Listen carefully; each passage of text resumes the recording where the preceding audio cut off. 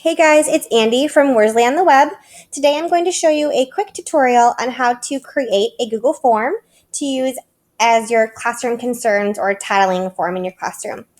If you are familiar with Google Forms, that's awesome. You might want to skip ahead a little bit because I'm going to take this really nice and slow to help encourage those who have not used Google Forms to give this a try. Where you want to start is here in your Google Drive. Once you're in your Google Drive, select New and Google Forms.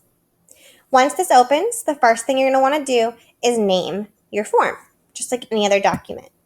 So I'm going to call this Classroom Concerns Demo. And there it has changed my title. From here, you are ready to add your first question. Now, it's up to you how you want this first question to go. I am going to have my first question be just a quick short answer for student name. However, you may want to use your student's login for your district. And if you want to use that, you can go up to the settings gear and you can choose that if you have a domain for your district. Okay. So I'm just going to have students type their name. And I'm going to make sure that I click required. You always want to hit required. If you do not click required, then your students can skip that question. And especially the student name question is very important, but it'll be important throughout your form as well. So there you have it. You've made your first question. So far, so good. Next, I'm going to add another question. So I'm going to choose the plus sign.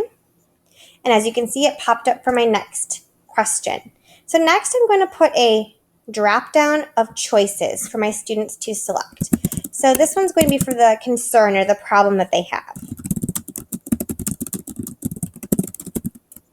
And you can always change this to fit your needs or to fit your age level if you want to change the wording.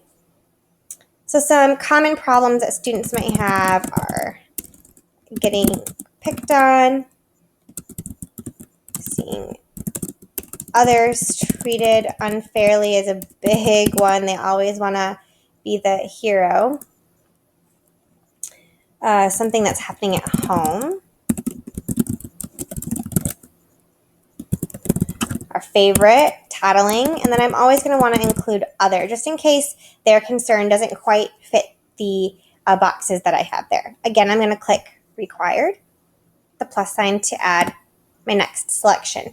So next I'm going to ask them where the problem is happening. And this is one of my favorite questions to get answered because it's nice to see later where the problem is occurring. If it's happening within the classroom, then I really need to make sure that I'm changing what I'm doing in the classroom to ensure that my students are not having any concerns or issues there. If it's happening mostly in the lunchroom or at PE or recess, then I need to talk to those teachers or those supervisors and make sure that the students' needs are being met there. So this is a great question to ask your students, where the problem is happening.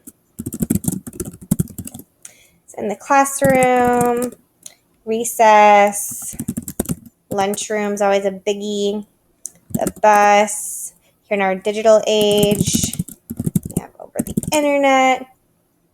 And then we have our specials like PE, art, music, computers. And then I'm going to go ahead and include other too, because you never know where the problem could be happening at. Maybe it doesn't tick those boxes. Again, I'm going to make that a required question. Back to my plus sign just one more time. And this last part is important as well because this is where the students actually get to write a paragraph response. I always want to make it nice and long for them. And they can do a paragraph response of what is the problem. And I've really found that after students fill this out, just the fact that they've been able to get it off their chest helps them substantially. Okay. I'm going to make that a required question as well.